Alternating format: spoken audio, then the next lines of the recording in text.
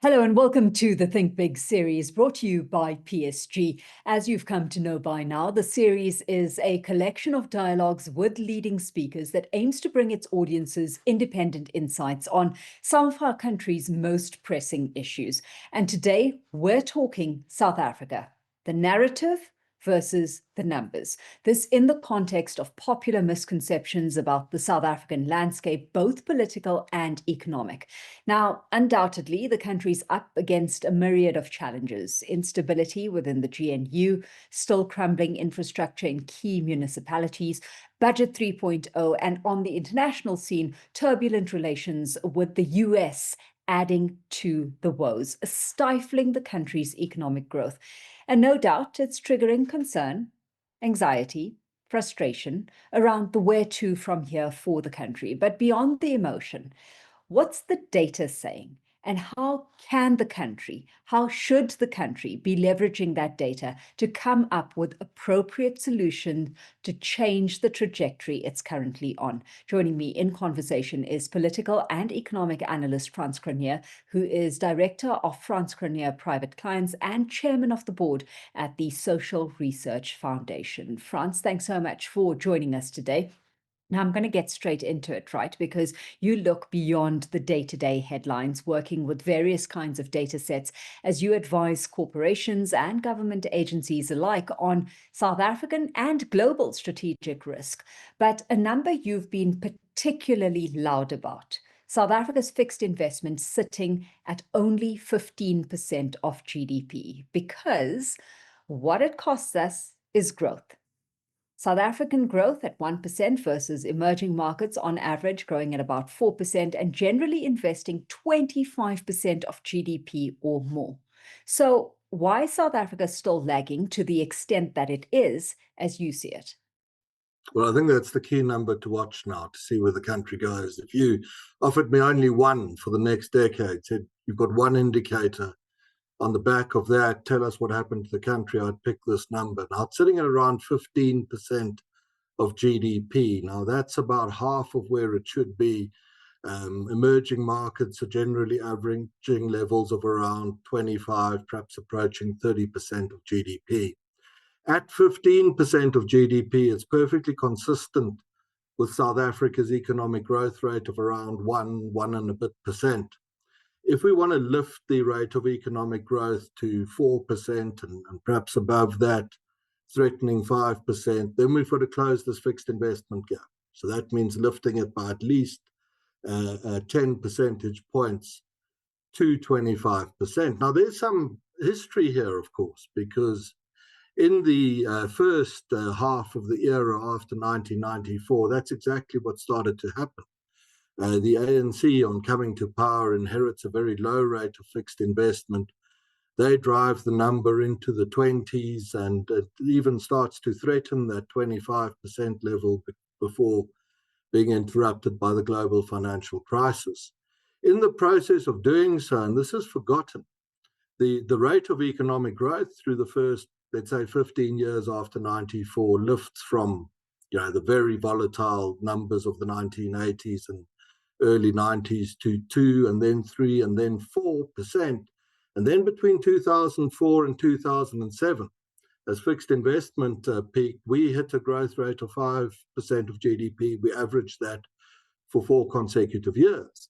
And on the back end of that era, 94 to 2007, this is forgotten. It's critically important. South Africa essentially doubles the number of people in employment. A vast lift in basic living standards is brought about at the same time by the social protection net, which has become so expansive. A net financed, we must remember, by savings on the government's interest bill, because government debt to GDP has been halved, and with that, obviously, the government interest bill, the consequence of which is by around 2007, 2008, we've doubled the number of people in employment. Living standards are sharply up. We've recorded the first multi-year surpluses since the formation of the union. And the politics has become very stable. Levels of violent protest action are way down, and the ANC is at 70% in an election. So this has to be the key marker. Take it back to 25%. South Africa has a very successful and prosperous future on the back end of that. And of course, one of the ways to do that, Frans, is to implement economic policy supportive of that, as opposed to policies that just aren't investor friendly, right? Especially where you say you've got data at hand reflecting that the majority of South Africans and within the ANC itself does support a more moderate, pragmatic, and centrist approach. So before I ask you to tackle the question, why then ideology is seemingly still trumping practicality and what practical policy solutions we should be looking at, give us a sense of the data pool being sampled. Well, if it depends on the fixed investment number, it's obviously the macro South African economy, and later through this talk we might go into some narrow political numbers. And in that regard, I do chair one of the country's polling groups, and large-scale samples for us will be about 3,200 or so. At that point, what matters is the margin of error. By what share are you off? And you can't really do much better than margins of error of around 2%. And at samples of 3,200, you're there. And even if you increase those substantially, you won't get much beyond that. But let me answer your question, which I haven't done yet. It's not difficult. So don't despair about South Africa. We're not in raising the fixed investment rate, trying to do something that no other country has ever achieved. In fact, we're just trying to do what every other emerging market does without too much difficulty. It's not hard. Three things. Number one is the question of energy. Into the next decade, South Africa has more than enough installed energy generating capacity in the defunct coal fleet to make a growth rate of 4 or 5% of GDP possible. All that needs to be done is the refitting of those plants. Now, that runs into the global green lobby, it runs into the Europeans, it won't run into opposition from the Trump administration, however. And all the South Africans need to say is, listen, in our unique circumstances, with this new young democracy that we've got, just give us a break. Let us do the transition to clean energy on our own terms. Do not put pressure on South Africa to back off on coal, and do not oppose South Africa's efforts to refit parts of the defunct coal fleet. If we do that, there will be no energy ceiling on future rates of economic growth into the end of this decade. Number one. The second thing to do is don't tax capital on arrival into the country. This is one of the key factors that deters investment and contributes to that low number. So if a firm wishes to commit to South Africa, a large entity or a small one, risk capital and build plant and equipment in South Africa, judge the empowerment responsibilities in a slightly different way.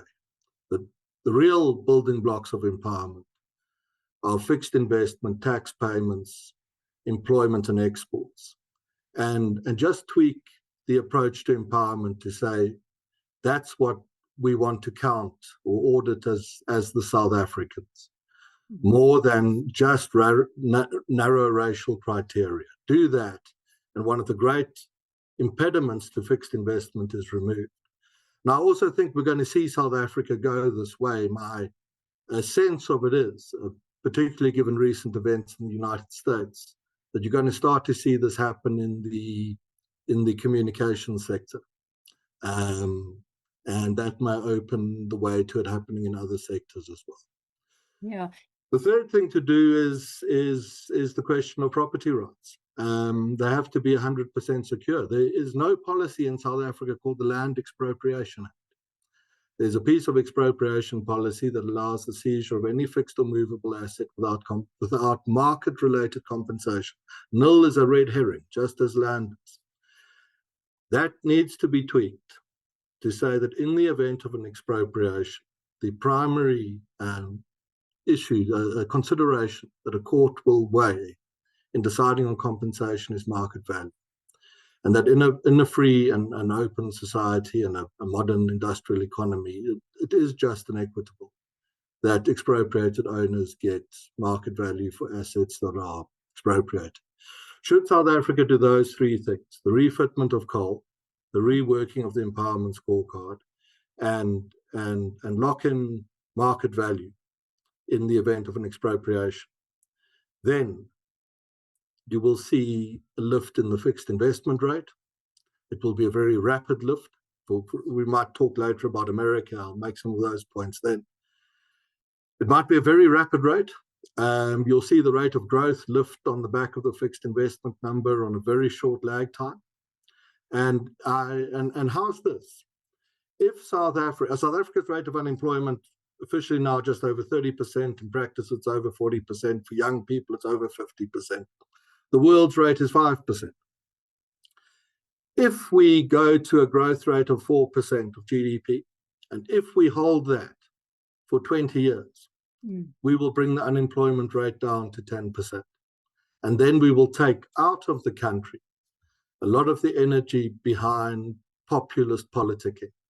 Yeah. And we will be increasingly prosperous. People will live in much better circumstances. Politically, we'll remain free and open. And we will be a pretty prosperous and pretty stable corner of the world, the sort of envy of other emerging markets. So the point it's not, don't despair that these things can't be done. They are not difficult to do. And the results will follow very quickly on the back of doing it. Yeah. And of course, it's significant, right, that we had pushback on something like Budget 2025, for example, Frans. So how significant is that in your books? The fact that, version 1 and 2 weren't accepted before we've now settled on Budget 3.0, because this possibly the first instance where the GNU's negotiating muscle or power showing through, underlining that, what's been said before, I guess, that cabinet is now no longer a rubber stamp to just any economic policy, but policy that is practical and that stands to benefit national interest. Yeah, this is a great case study. Remember, we go back just actually quite a long way.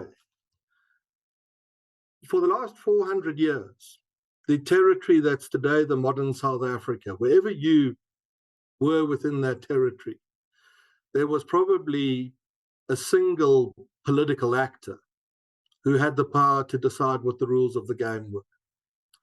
And about 300 days ago, that changed for the first time. It had never happened before that the governing authority, whatever it was, actually had to talk to its former competitor and find a middle ground. And that was very new for the people involved as well. Suddenly consensus had to be found. Countries, when they change, do so through one of two ways, democratically and chaotically, or violently, where people are shot in the streets. We are in the fortunate minority of post-colonial emerging markets that are changing peacefully and democratically. We became a democratic society so that if a point was reached where the country wasn't well governed to the advantage of all its people, they would do something about it. That is all that happened in the election in 2024. The system worked exactly as it was intended. And don't despair too much if you see the politicians argue with each other in Parliament, delay the budget by a month or two.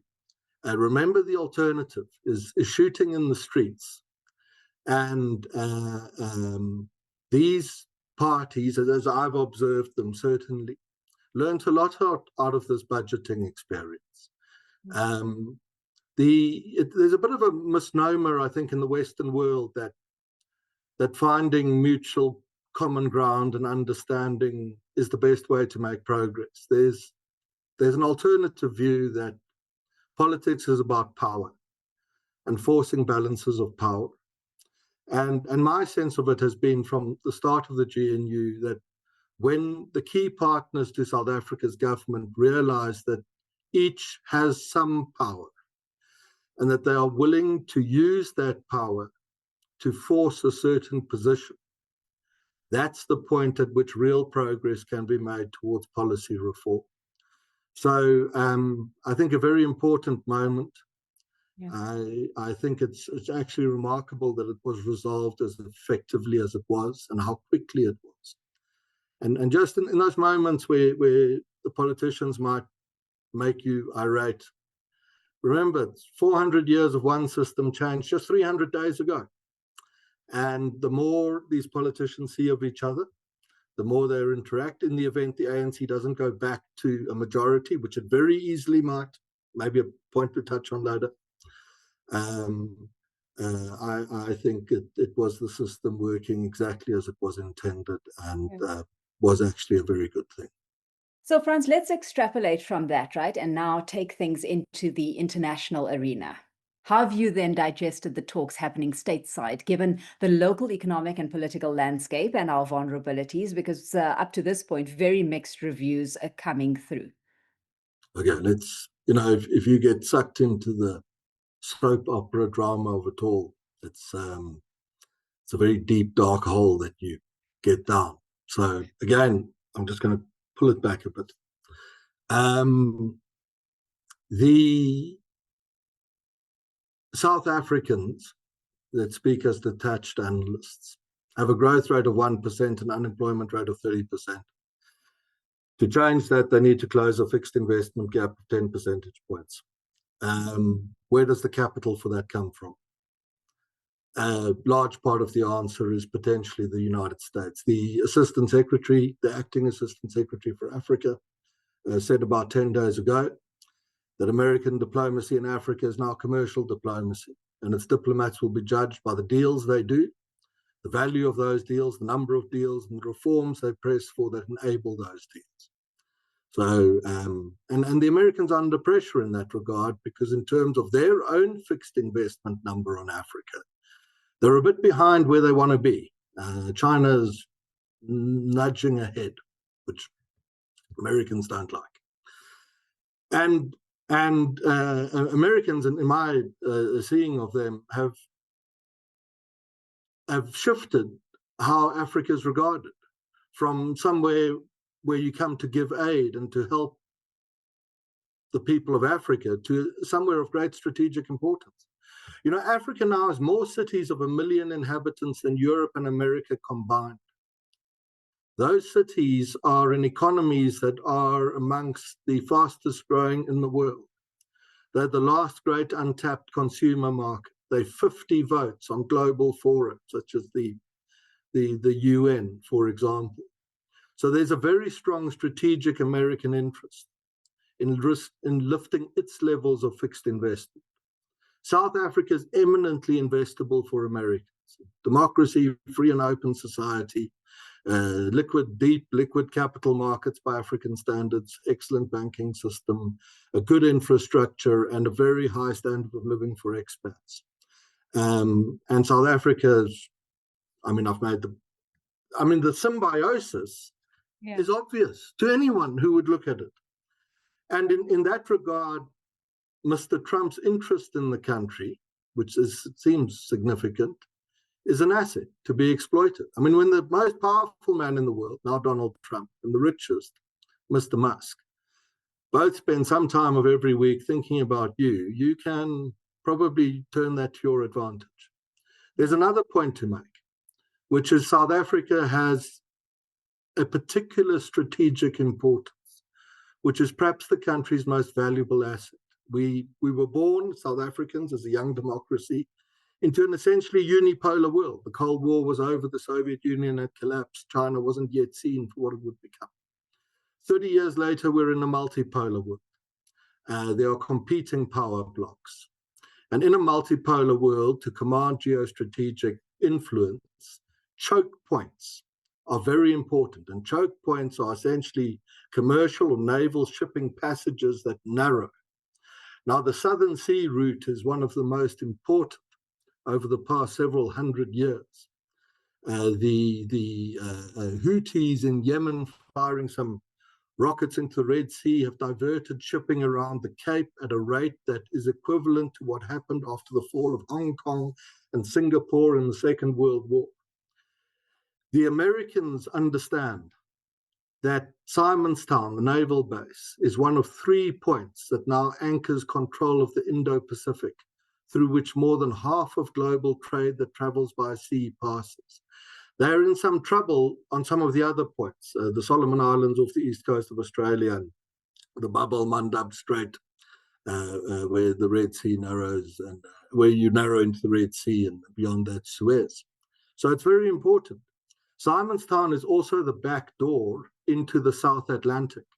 Now, Mr. Trump's abiding foreign policy objective is a zone of hegemonic Western influence, American influence in the Western Hemisphere. And he talks about Greenland as much as he does because you get into the Western Hemisphere through Greenland and it's vulnerable. And he talks about Panama for the same reason. But the back door is Simonstown.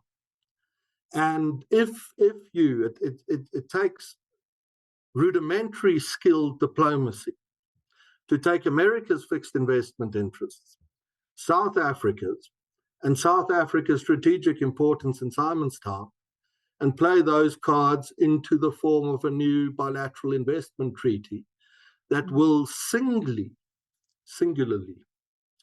lift the rate of fixed investment to a point that it actually moves the dial on growth and therefore job creation. So I don't see the domestic position on SA in the same pessimistic terms as others of other analysts. And I don't see what's transpired in America, if you can stay away from the soap opera level of it, as negative at all. I think it's a vast opportunity for this young unity government that they will be able to take advantage of if they adopt the correct strategies in doing so. Okay, so Frans, on the one hand, the argument is that South Africa needs to plug a fixed investment gap and that the US can potentially do that. On the other, that South Africa should not be bullied. The US does have an interest in Africa and it needs to leverage that position more so, that it should not go hat in hand and over-compromise, I guess, if you can call it that. What should be, there's a lot of theories around what's driving our US policy right now. What should be driving it if we're considering South Africa's national interest? Well, what should be driving it is really a rehash of and certainly the advice we gave ahead of the Oval Office meeting that happened recently, was to go into it and say, we wish to build with you a new bilateral investment treaty that's mutually beneficial. Bullying doesn't come into it in that case. We need that for our democracy to survive and thrive. That's not a question of turning our backs on China. I'm a strong advocate of China and Africa. I think what China's done in lifting billions of people out of dire poverty is extraordinary, and there's a lot to learn from it. It doesn't mean alienating or isolating Russia. I think Russia is an increasingly important player in Africa. It's positioned itself as that. So you chase the French out of West Africa, it's just one example. And South Africa's foreign policy should simply say to our Western allies, listen, and the demand isn't to alienate China or Russia from the Americans, I can assure you. We wish to build a new bilateral investment treaty, concrete terms. This is what we need to do on agriculture. This is what we need to do on infrastructure. This is what we need to do on coal refitment. This is potentially what we need to do on mining. How many shafts have been sunk, mining shafts in South Africa in the last 20 years? It's appallingly few, given the country's mineral resources. And then so the concrete offer on the bilateral investment treaty, and then to say it extends beyond that to a new transatlantic partnership. We wish for that partnership.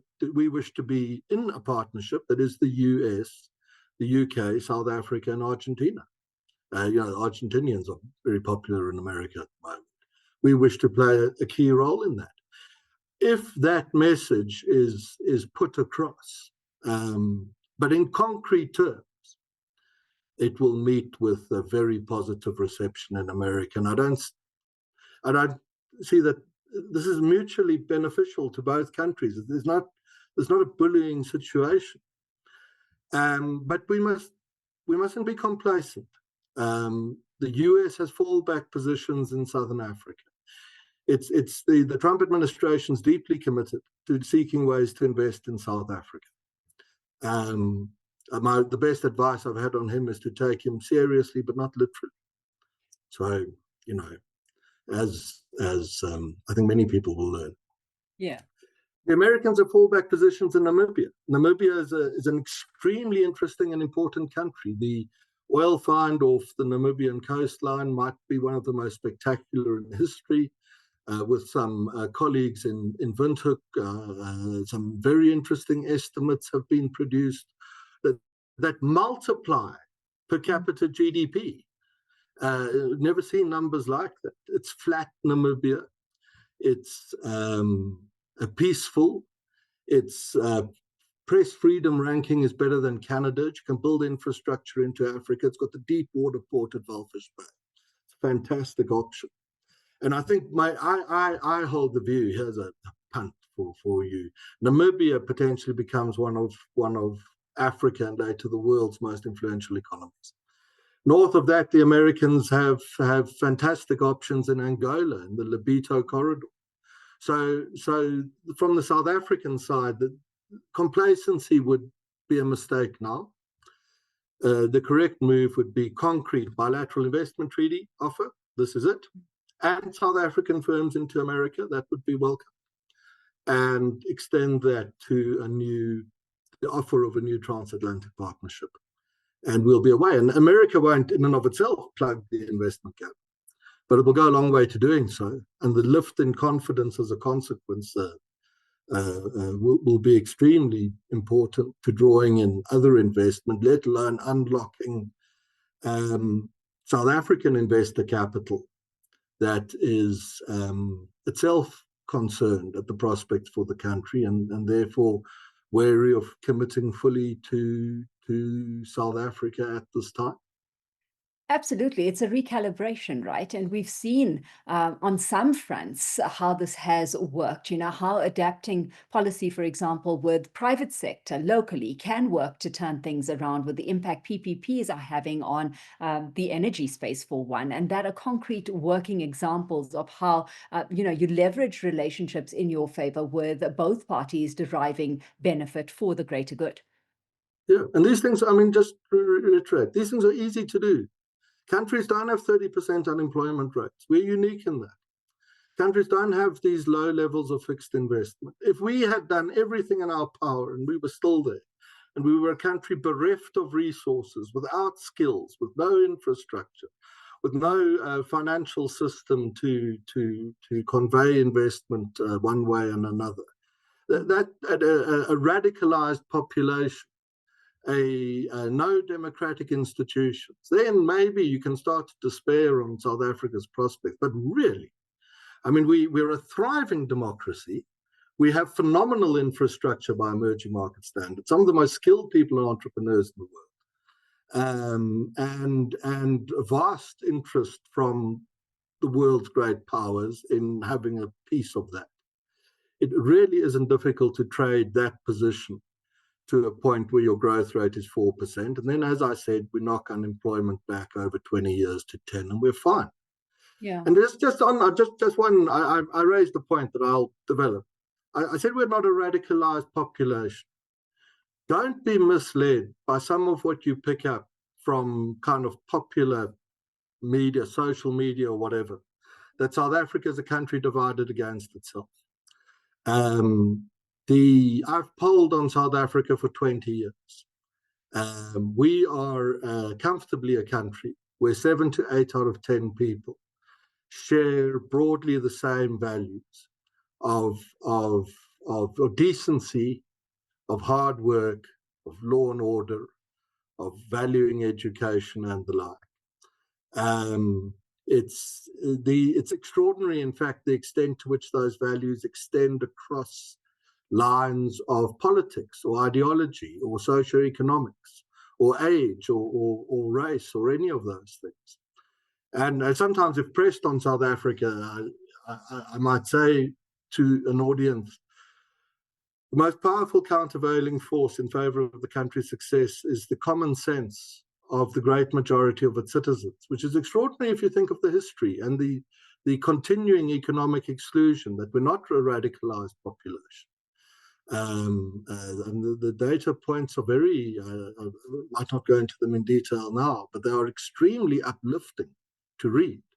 Yeah. So again, I just, maybe just helps to shift perceptions a bit, that these things that are often presented as insurmountable, how will we ever get the policies right to grow? Well, it's not difficult.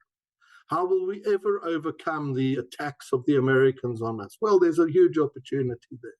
How do we deal with the historical legacy? Well, in fact, the value systems of different South Africans are very closely aligned. And really, to reiterate that, it's on when you've assembled all of these, let's call them countervailing forces, you can argue, as I do for you now, that there is a serious prospect that South Africa becomes one of the world's most successful societies. And Frans, that's a good place to leave it. Thanks so much for having joined us on the Think Big series and for your invaluable insights and sharing them with us today. To our audience, thank you for having joined us as well. Just a reminder, the social media campaign is #ThinkBigPSG. And because the series is free, is shareable and open to anyone interested, whether you're a PSG client or not, feel free to keep the conversation going on the various social media platforms. From me, Alishia Seckam, it's goodbye until next time.